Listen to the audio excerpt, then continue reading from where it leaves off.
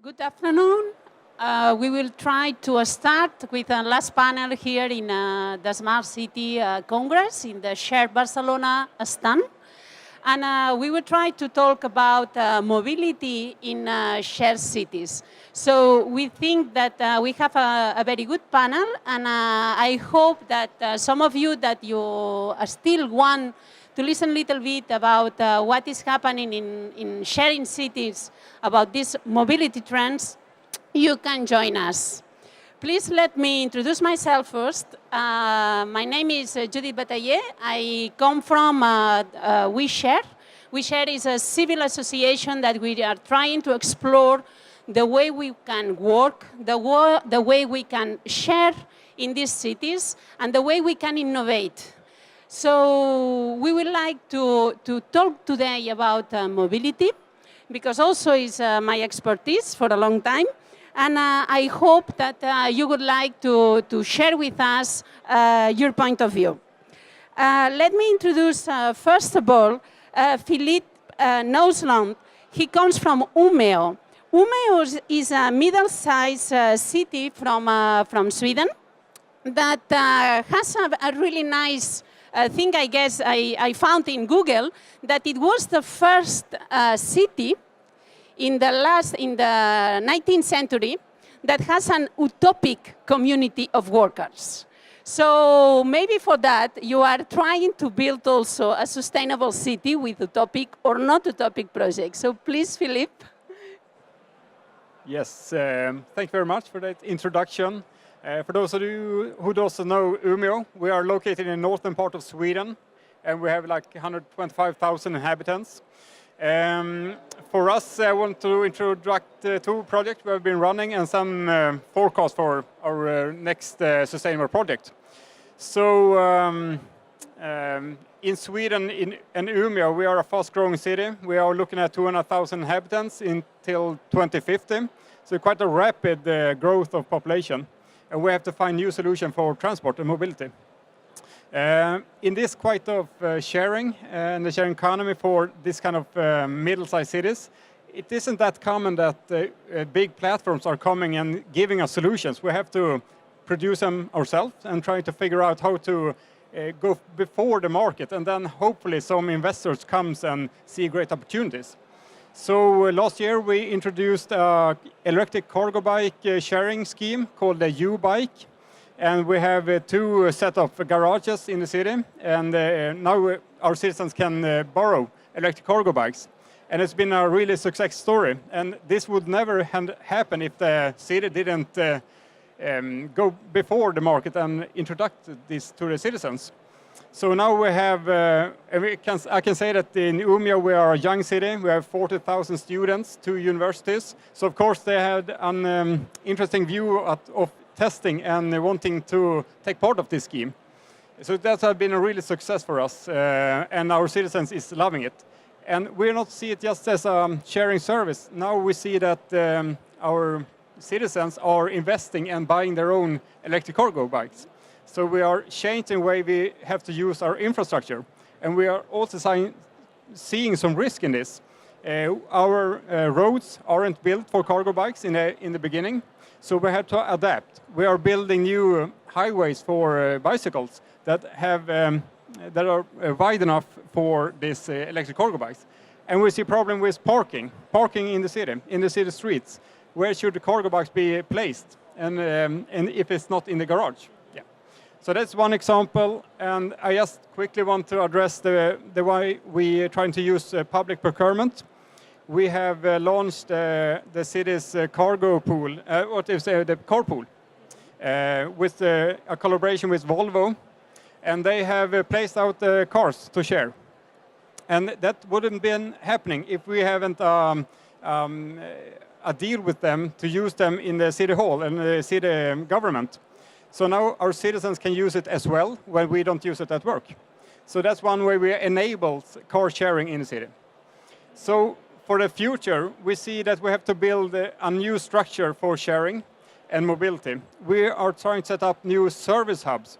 We see it as places in new developed areas where we can have car sharing, bike sharing, delivery boxes for groceries, and other types of service. So we see it as a new way of looking at service in cities. So this is some examples how we try to engage the sharing economy and the sharing mobility. Yes. Let me ask you only one thing. Do you think that because you are a young city with a lot of Erasmus people, that could be a reason that these shared modes that you are implementing are successful? Yes, I would say that it's easy to try to test your ideas on students and try to find out if the younger generations want this, and then we can adapt it and try to make it more broader audience in the city. So of course, yes, it is easier to work with a young city, I would say, in my perspective at least. And a lot of us that is coming into these projects have just recently finished universities and other studies, so it's, we speak the same language, you might say. But also that we have to use digital platforms in a much broader sense. And how do we enable that? And we are also trying to find ways to use our libraries as a way of getting more elder people to use the internet. That's not still an issue. So they also can engage in the sharing economy. So yeah, we can try it on the younger people, the students, and then we have to evolve to the rest of the city. Okay, so maybe we can talk after about that. So let me introduce you now to Raquel Priego from Drivy. She is the marketing and communication manager. And I think that Drivy has really success for the last years. They started in France, and they have been developed their services around Europe. So I don't know if you try also to Umeå, but you not yet. But I think that also one part of your success is because it's linked with young people, but probably there are two other things that you can share with us. Okay, so Drivy was born in 2010 in Paris when car sharing and peer-to-peer car sharing especially was nothing related to the news, so nobody was talking about car sharing, and car sharing was anything important. Whereas now it's in the news every day. Every day you have the newspaper talking about a brand of car sharing or talking about a brand of a car manufacturer joining a car sharing platform. So it's in our day-to-day. Now we have presence in 6 countries in Europe. We are in Spain, in France, Germany, Austria, Belgium, and UK. With a fleet of 50,000 cars and a community of 2 million users. And we were born basically as a pure peer-to-peer platform, so we were putting in contact people, especially young people, that they don't own a car and they don't need an own car anymore, with people that someday they bought a car and they don't use it every day. The 93% of the time the cars are stopped on the streets or on garage. So we were putting in contact these 2 types of target, but little by little, we discovered, or we thought that it was good as well to mix not only private cars but also professional ones, because basically everyone, no matter if it's a private person or an institution, a professional fleet, a company, everyone has a car to share, and this is our main philosophy. So we want to reuse the cars that already exist on the streets to be able to stop or to reduce the impact of cars in cities, and this is our main philosophy right now. Right now, we are more a car sharing platform for 2 main reasons. Basically, for the density of cars that we have in cities, especially in main cities. For example, in Spain, we are very based on Barcelona and Madrid. We have cars everywhere, nationwide, in all the countries that we are operating, but the cities that work better because of the density of cars and because of this young trend of car sharing are Paris, London, Berlin, Barcelona, Madrid. So this was one reason because of we emigrate to car sharing. And the other reason is because one of our most added values in the company is that we are implementing, or we are installing a technology in the cars to be able to open all of them with the smartphone. So there is no anymore single peer trying to exchange the key and waiting for 6 o'clock to meet that guy in that specific point of the city. You just have to go to your app, check the car that you want, book it, and open it with the smartphone, even if it's a private car. So we are only doing this with new cars, no more than 8 years old, no more than 100,000 kilometers, because these cars are the more rented ones, so we don't want to pollute and to boost all cars.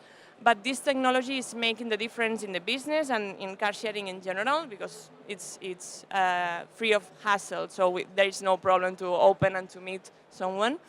And then nowadays, in all the cities, especially in London, Berlin, Paris, and Barcelona, we are doing well, it's inside our philosophy, but it's a campaign as well. It's called Uncovered Cities, so we want to remove cars from cities.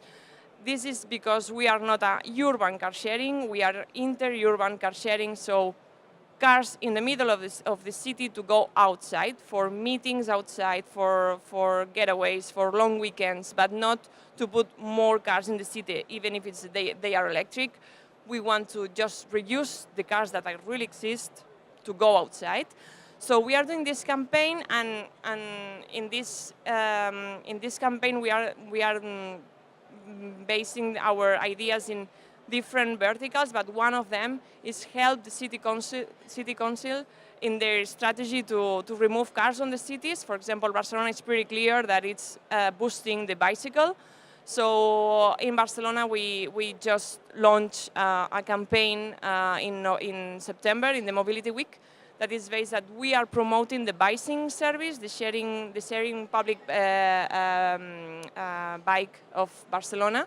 So we are paying to all citizens that they share their own cars. We are paying the full service for 1 year, just to reward them, just because they are sharing their own cars. So they are helping the city to be more free of cars and to have these spaces for other reasons, as green parks, areas for children, more bicycle lines, more pedestrian space. So yeah, this is our mission, and we are working on this in all the countries in Europe. Okay, Raquel, thank you so much for this explanation and this way to be partnership with the City Council and find ways to put in place this kind of modes. So let's move to Oriol. Oriol Marimon is the CEO of Ecooltra, that is a really successful motor sharing platform, and that she's deployed already in 6 cities more in Europe. And I would like, please, that you explain this experience, because it's really in short time that you had this great success. Yes, thank you, Judit. So, as Judit said, I am the CEO at Ecooltra, a scooter sharing company of electric scooters operating in Italy, Spain, and Portugal, 6 cities, being the 6th one, Valencia, which we will be launched by the end of this year. We started operating in Barcelona in early 2016. We only had 250 scooters in the streets, and we are about to end the year with 4,650 scooters in all these 6 cities. It's interesting that you said Motosharing, and I didn't see any strange faces in the public. Nowadays, everyone is already familiar with words like car sharing or Motosharing. But if we go back to 2016, when we launched the service here in Barcelona, we had the tough task of explaining everyone what Motosharing means and what are the advantages of sharing an electric scooter, and what are the advantages or the things that you can do thanks of not being linked to your private mobility mean, being a car or being a scooter in our case. As Raquel said before, for Drivy, we also are aiming to cities where the private car is about to disappear. That would be, of course, one of our dreams. If there is one competitor for us, it is the private car, not the other scooter sharing services.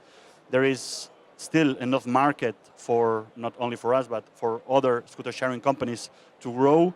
And of course, what we would like to see is less private cars in our cities. And if there is any, at least being in movement around, not cars, being parked around the city.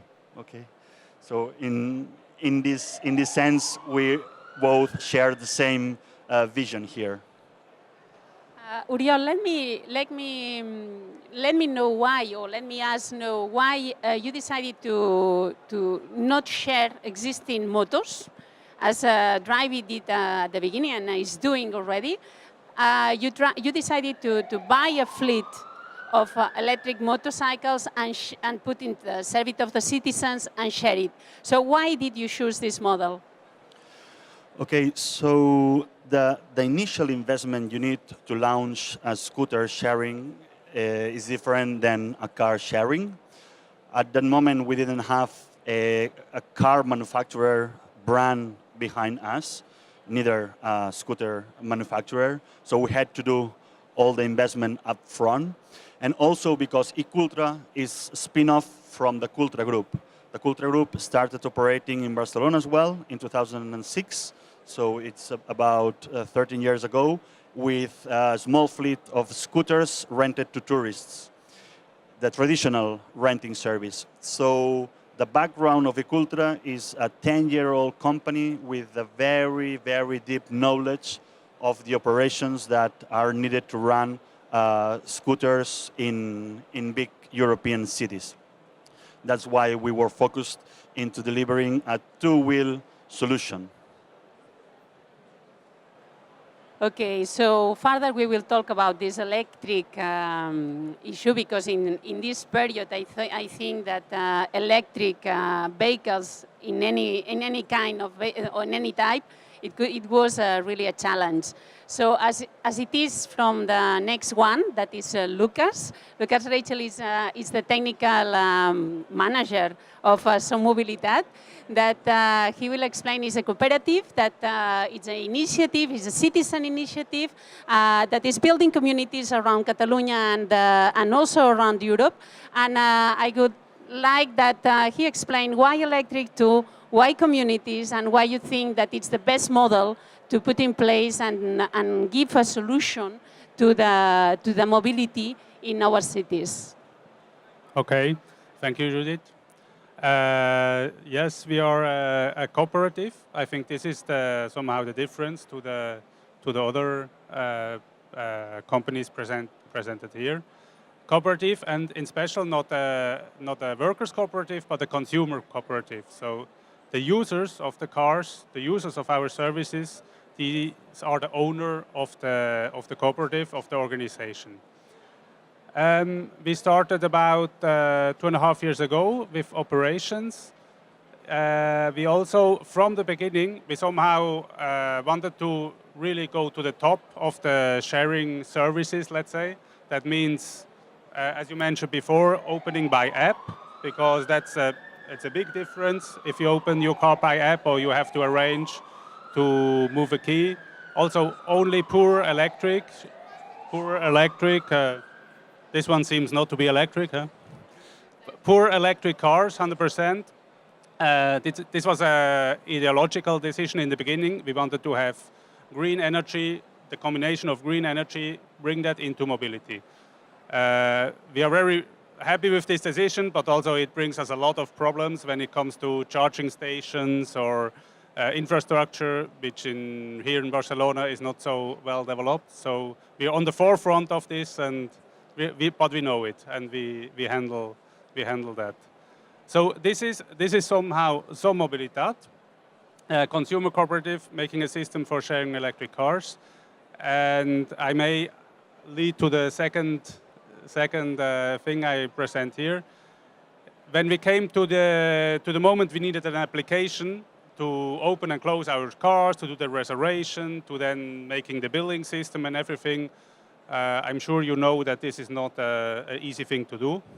It seems very easy because you just press the button and the car opens, but there is a lot of things happening until you get the bill and you pay for it. So that's quite a complex system.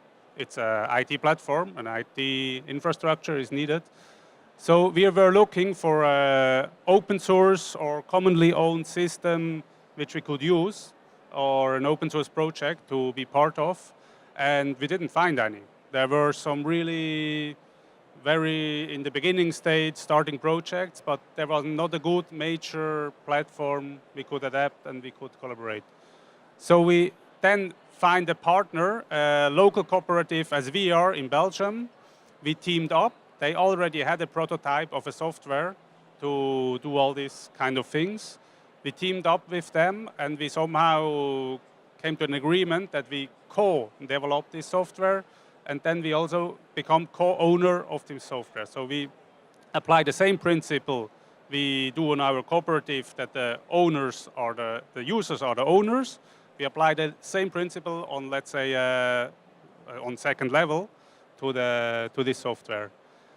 And now this is growing and we are talking to more cooperatives, and now we are really in the process to say, making even the next step, and let's say this is not only a collaboration between two, this shall be a collaboration between many cooperatives of this kind, and we somehow set up a second level cooperative, which means the members are cooperatives themselves. So there is a legal structure for that. It's called the SCE, the Societas Cooperativa Europea.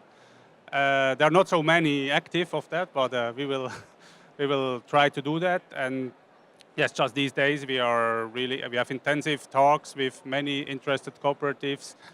We link that also to the movement. I don't know if you know Rescoop, rescoop.eu, which is the European Association for Cooperatives of Renewable Energy. So we team up with them because we see a very strong link between renewable energy and sustainable mobility. Because as much as electric your car is, if it works with coal-generated electricity, it's somehow greener, but not much greener than a gasoline car. So we see this as a very strategic partnership in the sense of our ideology, and we also link that to a co-development, to a technological partnership.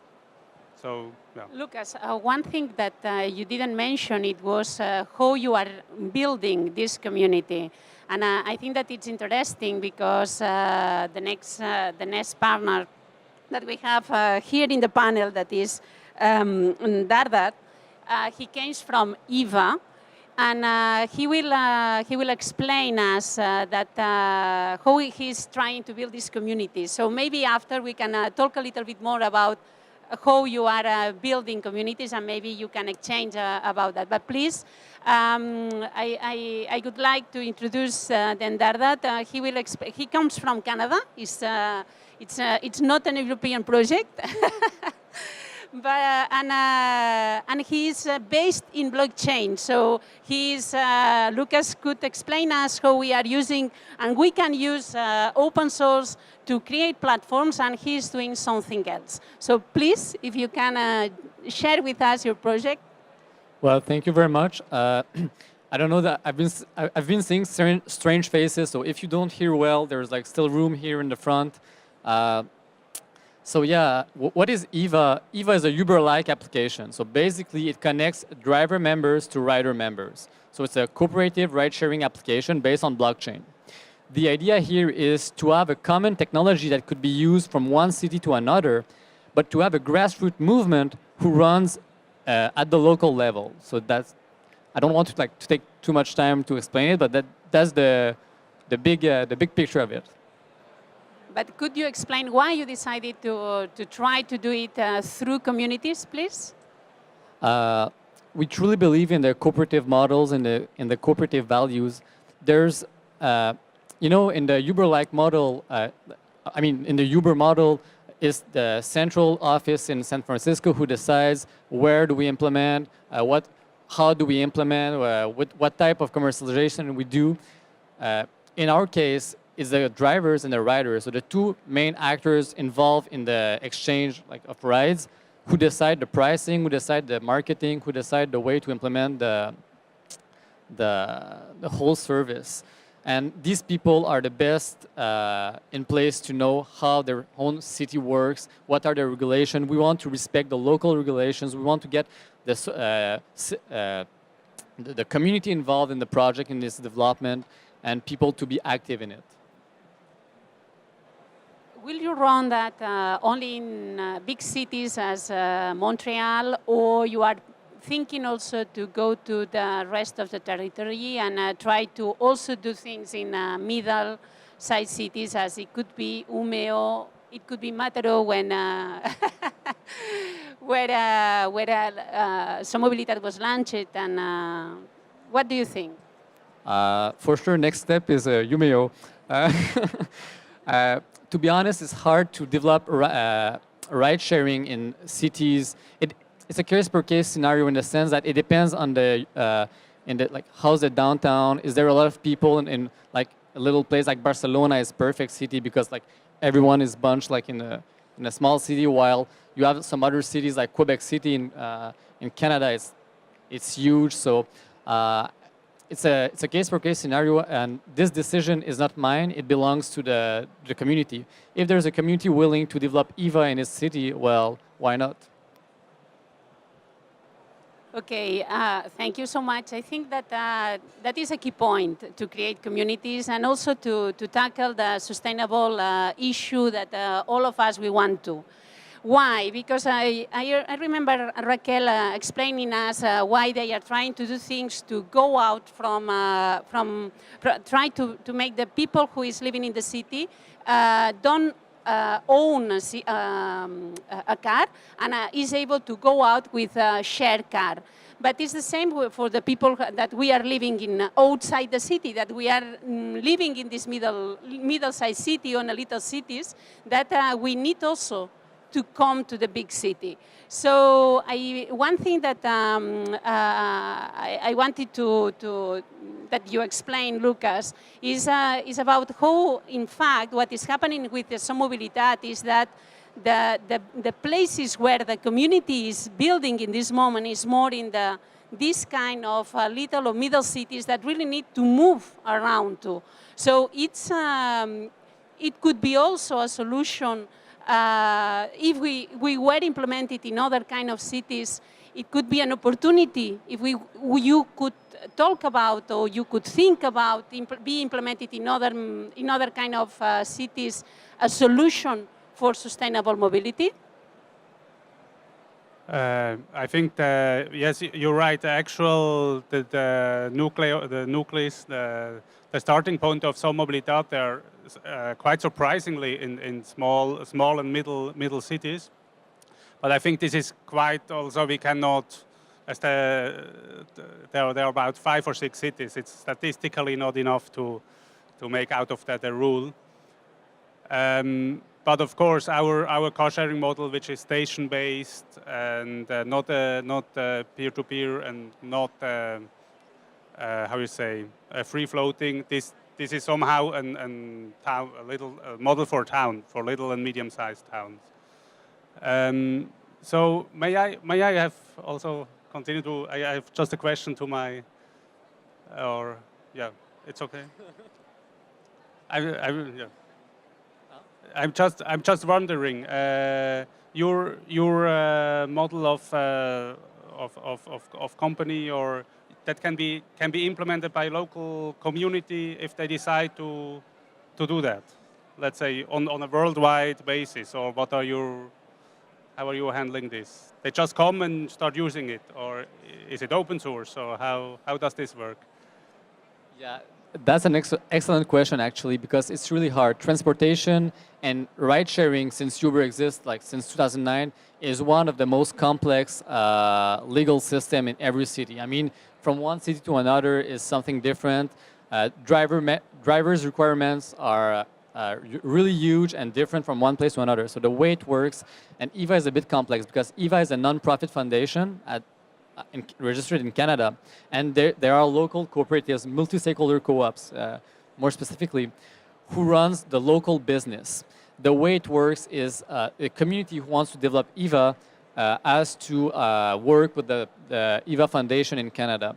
So there's a bilateral communication on how to develop, and we also need to have like a trust relationship, because at the end they will be using the Eva's branding, and they will have to respect the Eva basic politics, such as communities cannot take more than 10% of each rides.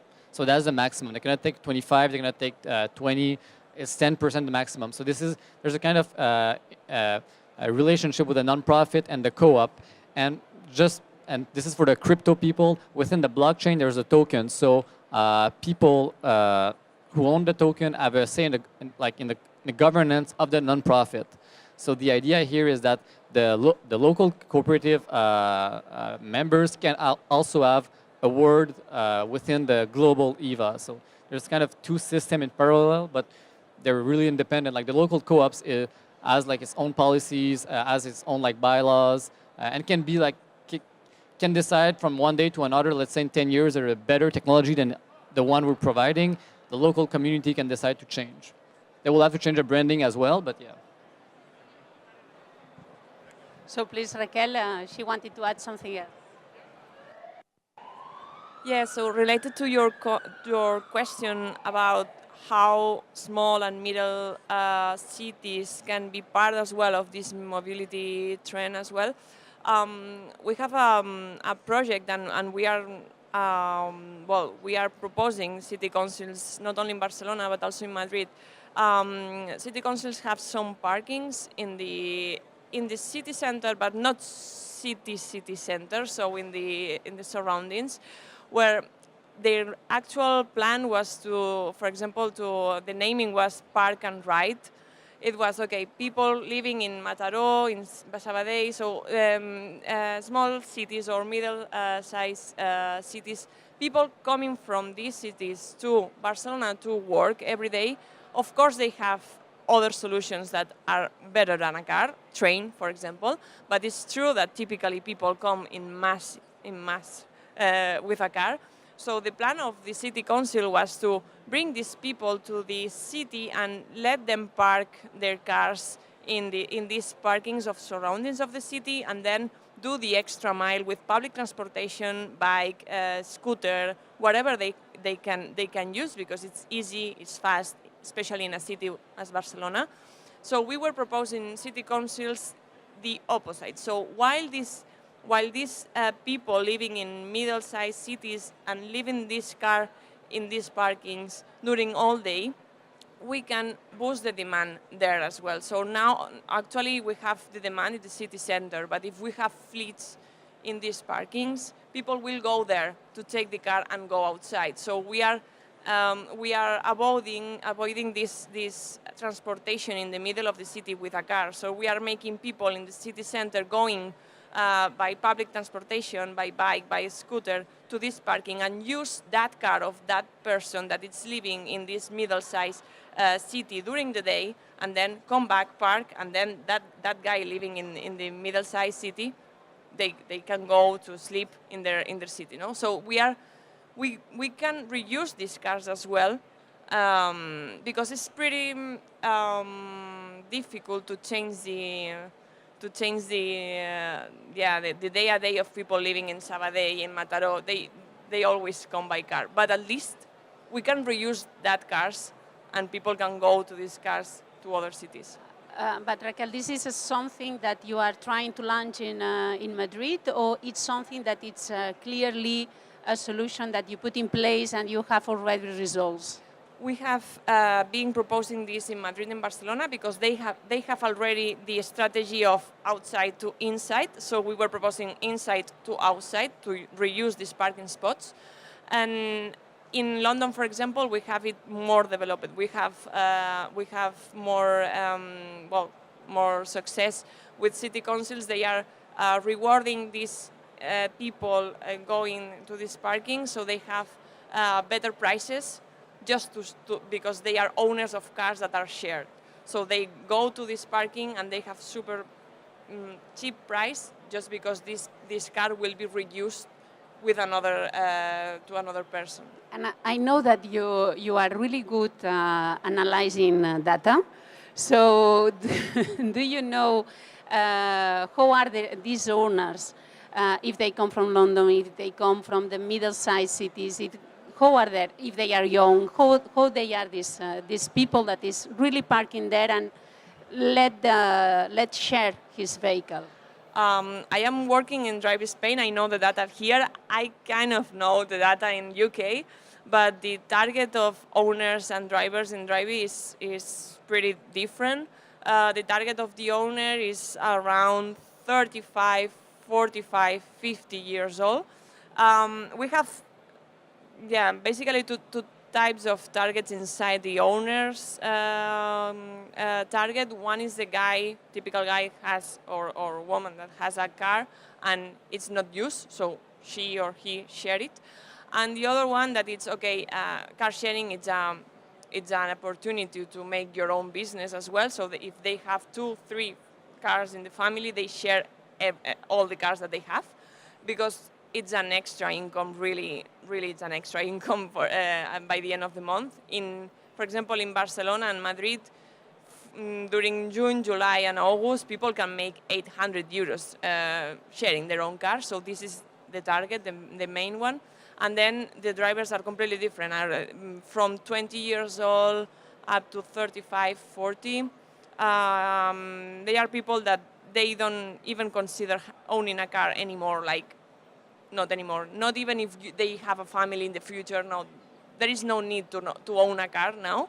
So they are taking advantages of all the mobility solutions that we have now. Car sharing, in our case, to go outside the city, but Ecooltra to move inside the city, bikes, scooters. So, yeah.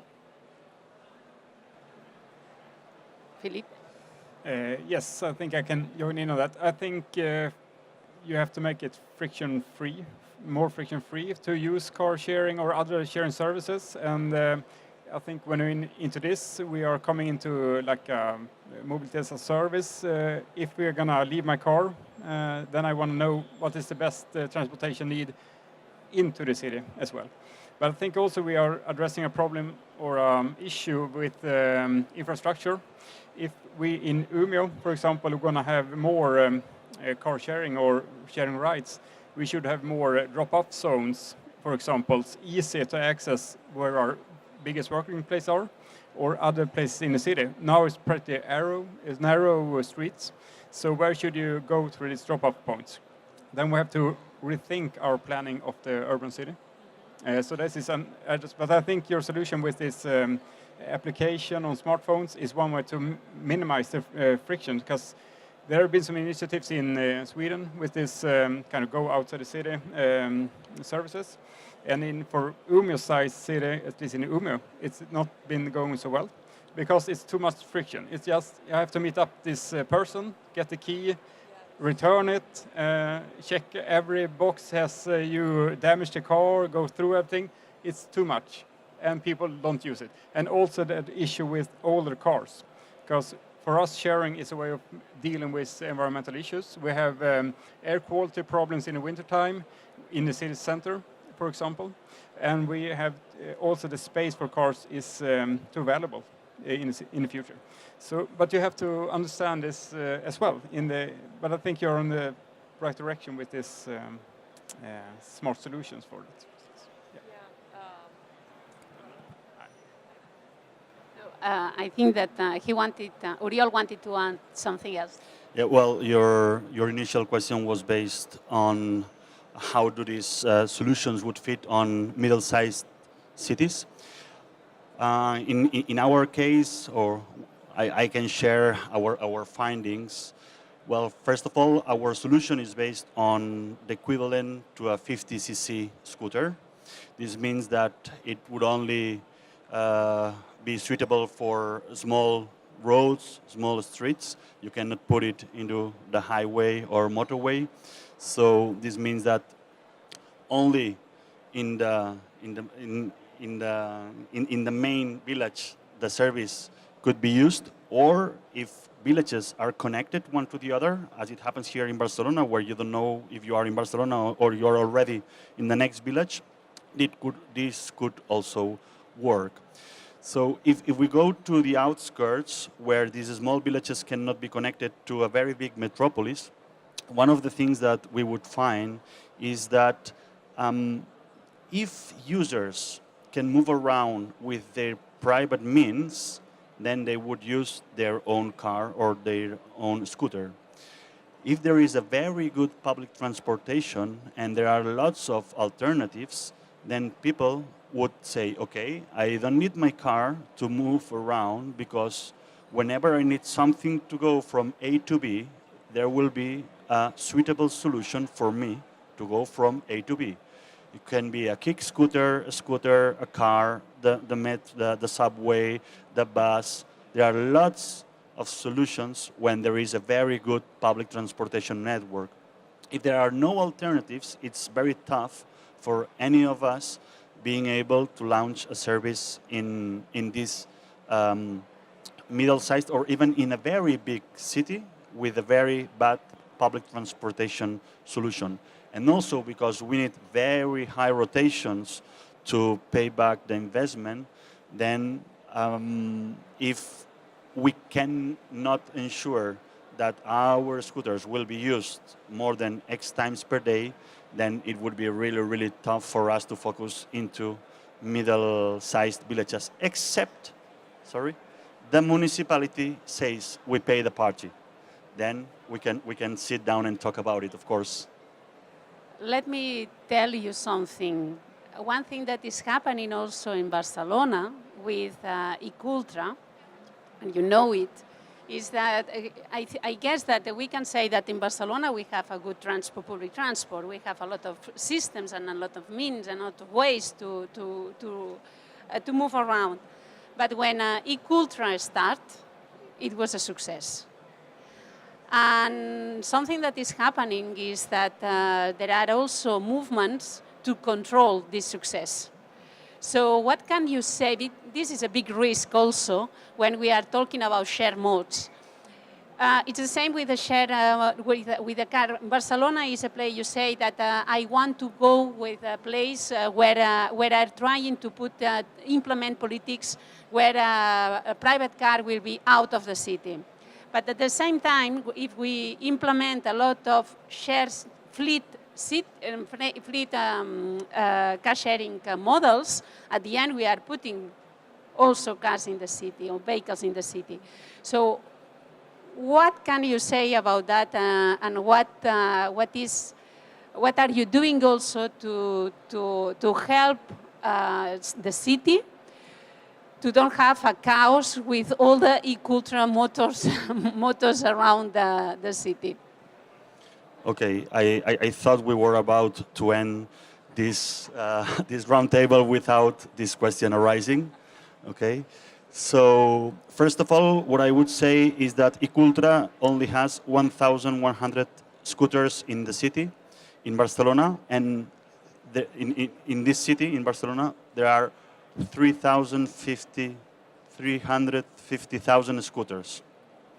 Our scooters are aged 2 years and a half, the oldest ones, and the new ones are starting to arrive next week and will be replacing all the old ones being aged 2.5 years. So it would be really nice for the municipality to have a problem with electric 2-year-old scooters. But it's also very easy to point to the private company that is running the newest fleet in the city and say you are causing a parking problem. What I would say is that scooters being aged more than 20 years old are not only causing the parking problem, but also the smelling problem, the noising problem, and at the end of the year, the killing problem. Because it's not about the direct people dying in the streets because of the accidents, but it's about all the health bill we have to pay from our pockets, all the citizens, because of what we are smelling in the cities. So when municipality starts saying, wow, these scooters are not being parked around, wow, there are lots of scooters, maybe they should be launching other kind of policies to prevent other kind of very, very old scooters moving around the city. And of course, it's much easier to say, this is an Ecooltra scooter than saying, this is Judit's scooter, this is Raquel's scooter, because they are anonymous. And the municipality will never go to Honda, Peugeot, and Suzuki and say, hey, you have to pay the party here, guys, because your scooters not moving around are in the middle of the streets and causing problems. Oriol, then this is something that we have to help citizens to behave in another way, you mean? Well, what we need to do is, like everyone riding a scooter, we need to make sure that people knows how to park. So we put stickers in our scooters explaining that how important is it to park correctly. We've been putting in all our scooters information that the municipality gave us, and we told them, okay, we can help you spread the word on how to correctly park the scooters. Users are paying the fines whenever there is a scooter wrongly parked, and little by little we try to help users or to educate users on how to use the public space that is the city. Do you think that something that Philip mentioned, and I know that it's important also for platforms as Mobilitat, that is the space occupancy. So if we plan better our cities and we dedicate some places to this kind of modes, do you think that it will be better? And then I will I will let also Philip answer. Or it will be the same, and we will because we are used to put the motto everywhere, we will put it. No, of course, if there would be dedicated places, that would be very much appreciated. We also take care of how do we operate the service around the city, for example, and it's also something related to middle-sized cities, at least all cities, which is in very narrow streets areas like downtown here in Barcelona or Barrio de Gracia, which is like a small village as well. We do not operate the service there because our electrical vans moving around, swapping batteries and making all the maintenance cannot access all the narrow streets, or they could, but they would also cause other problems to all the people moving around. So we already try not to offer the service everywhere, but in a very reasonable way. And of course, this kind of measures where this sharing and electric sharing, I would say, would be more promoted, that would be, of course, that would be great. But nowadays, I think that we are in another way of regulation. And that happens everywhere in Europe, in the 6 cities that you have been putting in place. It's the same everywhere? Well, it's starting. So it's very interesting how the way we've been relating to the public administration. I think that when we start, there was like a red carpet for us. Everyone wanted to take a picture with the young guys. Well, sorry for the, well, yeah, young, young, slim, tall guys, offering electric sharing mobility. That was wow. That was perfect for the picture. And little by little, they have seen that maybe it's not that easy to manage, or it's not that nice. Okay, because of lots of things happening around. Being the last one, the kick scooter, which is a kind of 2 wheels electric mobility that is nowadays also causing problems to the cities. What was the question? No, in the cities that you are if it's implementing. Changing or not, yes. Yes. What we've seen, for example, in the very last example, or in the very last city we are about to launch, which is Valencia, it's been really, really, really tough to get in touch with municipality. So in all the other cities, and this is our policy, we first talk to the municipality, and when we see there is an acceptance from them, then we go and launch the service. In Valencia, it's been impossible because, and it's not only in Valencia, but it's in other cities, they are all still trying to understand how to put some laws, some rules in this sharing ecosystem, and they are I think that they are looking into Barcelona because Barcelona is in the middle of a regulation process. So lots of them are trying to see how Barcelona is going to solve the problem here.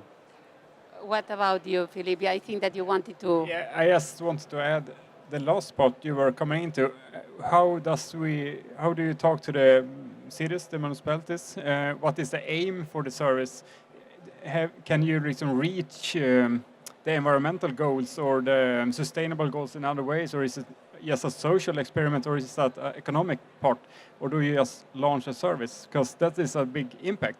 I don't know if this is a Swedish like organization style, but we are lots into this with communication, with collaboration between public sector, cooperatives, the city, to reach our goals, our common goals. And that might be a question for all of you running services, like how do you talk to the cities to get them in which goals? Because I think for Umeå, for example, we have a parking department, we have the environment department, we have a business department, and we can collaborate inside the city hall. But then, yeah, who are you talking to when you're getting the permits? Is it like just the parking department or some traffic department, and missing out that you might have an environmental department with goals that you can fulfill?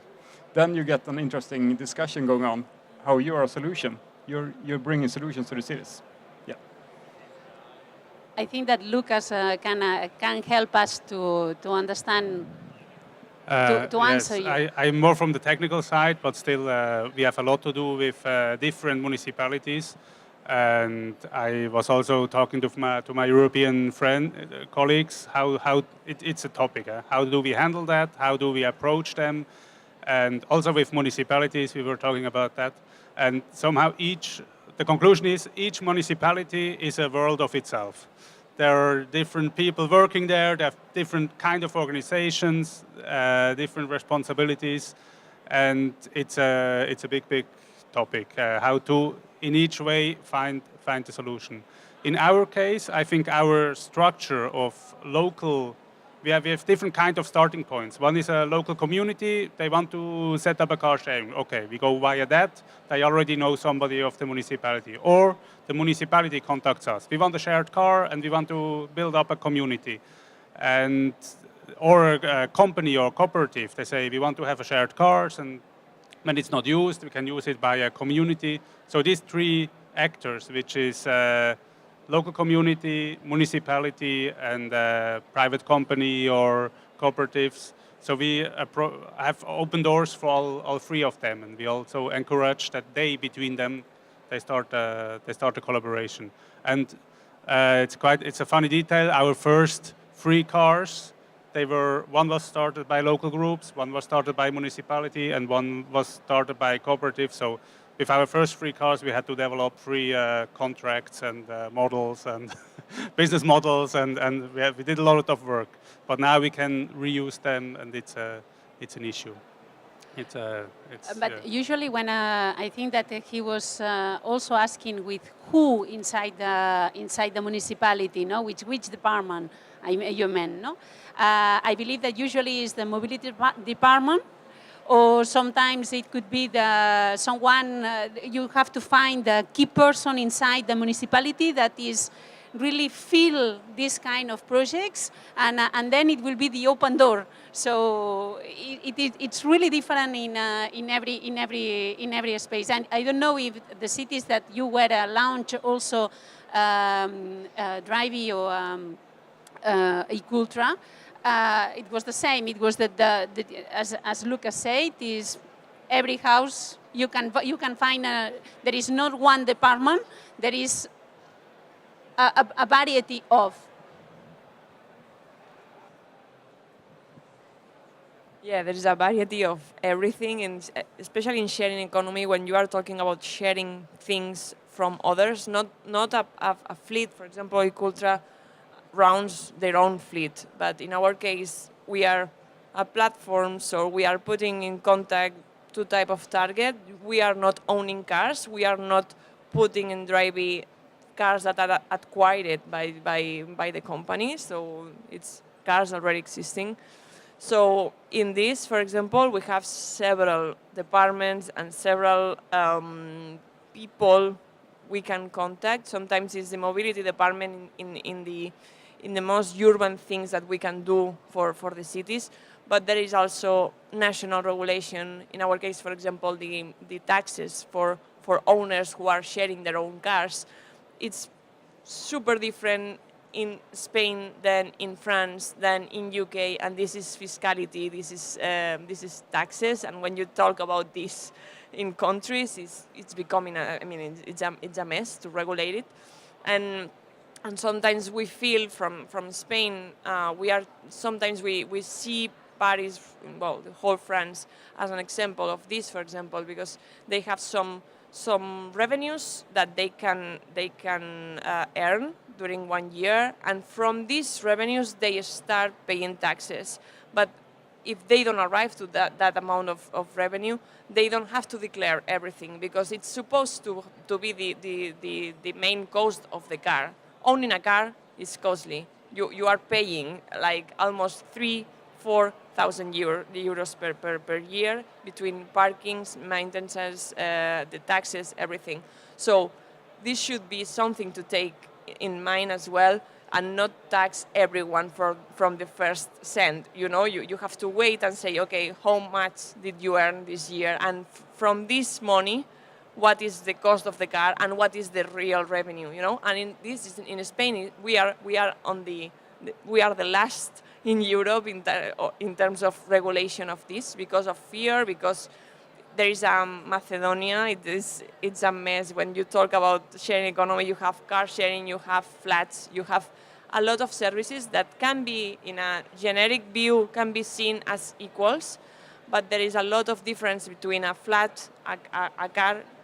For example, the main example is a flat is increasing its value every day, and every year has more value. A car every day has less value. So because of only this reason, we should be seen and regulated in another way. So, because you are talking about regulation, and you are talking also before about another thing that we have to tackle is the electrification. So when we talk about planning cities, when we talk about regulation, when we talk about how to promote sustainable modes, systems, I think that electric cars is also an issue. So maybe it's also a way or a reason, because an opportunity, we can say, because it will be a shared modes, because it's really expensive in this moment to buy these electric cars. So people that wants to do something for the planet, the first thing is to be electric. And maybe because the high prices, it could be also an opportunity for the car sharing modes. But at the same time, it's also a problem, because there are a lot of issues that they have to tackle. So Lukas has started with explaining some of them, but maybe you can explain a little bit more everything that you have to solve to put in place this mode. Respect to electric cars. Yeah, I think it's a little bit the same with the motors. It's not so complicated with the batteries, but of course electric cars, you cannot just exchange the battery and bring it to somewhere to charge it. So you have to, yes, it's about 600 kilos. So you have to find places to charge them, and you also, the problem of adding up sharing and electric driving makes it even more complex, because you have to reserve the time for charging, and you never know how much the user will use the car. So perhaps he only makes 10 kilometers, or perhaps he makes 200. So we are thinking about ideas how to implement this. For example, if you that you somehow make a provision of how many kilometers we'll do, then you can reserve the car afterwards. But these are some inherent problems of electric car sharing. Besides that, the infrastructure is still not ready. Something which will be solved sometimes near here. But this is a key issue, that the infrastructure is not ready along all the territory. And you need more political, more strategy, more ways that But cities can push this kind of projects. One thing is we decided in the beginning, also in respect to our collaboration with municipalities, if the municipalities does not react, we start anyway. We don't wait for them, we just start, and with that we create somehow fait accompli, and they have to react somehow. And that's the power of a cooperative, which is much more fast and flexible than perhaps something's coming from municipality. May I a little bit ask a question also? Philip wanted to answer something else. It was a question to Philip. Or I posed the question and then I give you for the answer. Also, respect to municipalities, I think also to add a little bit controversy to the discussion here, because we all are very in favor of sharing things. One big difference, I think, between our two projects and Drivy and Ecooltra is the ownership of the company. And also, as we are talking about smart cities, smart means always data. And as we heard from Raquel, she knows quite well what kind of people are sharing in London and what kind of families are that and what are their behaviors. So in our two projects, the data is owned by the community. It cannot be used for other means what the community decides. And of course, it would be interesting to know if cities do contract or do allow somebody to enter, is that an issue, or are you in the regulation also? Are there means also to impose on companies perhaps, because also companies, they can open their data or not open it or use it in a way or another. Are you thinking about this kind of things? Thank you. First of all, I was just want to address this electrification and the electric grid. When we're talking about the infrastructure, it's not just to place new charging stations. It has to be, the grid has to be adapted to handle those when they're being used. Then the grid is peaking, and then it falls down again. And this is going to being a more and more problematic for our electric companies. So we have to address that before, like this infrastructure of electrification is more than the charging stations. And we are trying in Umeå now to look at ways to, like if you have charged your car, could you actually see that as a resource for the city? So if everyone starts charging and you don't use your energy, you can put that out again on the grid to reduce those spikes. We can see it now on our buses. We are investing in electric buses in Umeå, and we see that they are charged for 2 minutes. And on those 2 minutes, we have to have a cable that wide so they can manage the energy flow. And that costs a lot of money to build those kind of electric grids. So we have to reduce that, the spikes, if you understand what I mean. Yes. So that is interesting to see if electric cars can be seen as a resource. They have energy. If they're not using that energy, can then be reassigned to the grid again. So that's just input to the electrification. Open data is a key issue for us. We are investigating how we ourselves can provide a platform for open data about our traveling in the city to help us and other companies to contribute to our aim. Of course, I'm not a lawyer or anything. I don't know all the regulation and what we can do and don't. But we are, of course, this is a key issue that large companies can own data and know more about our citizens than ourselves. And we are the ones that's going to plan the city ahead. So, of course, this is a key issue to access. You can have dialogue. You can have like a partnership maybe, and then you can have them put up transparency into their platforms. But I don't know if we are doing that today. I can't answer that really well, but open data is a key issue for us. I could just add one topic that we haven't addressed that for us is really important is the gender in trust in platforms and gender equality.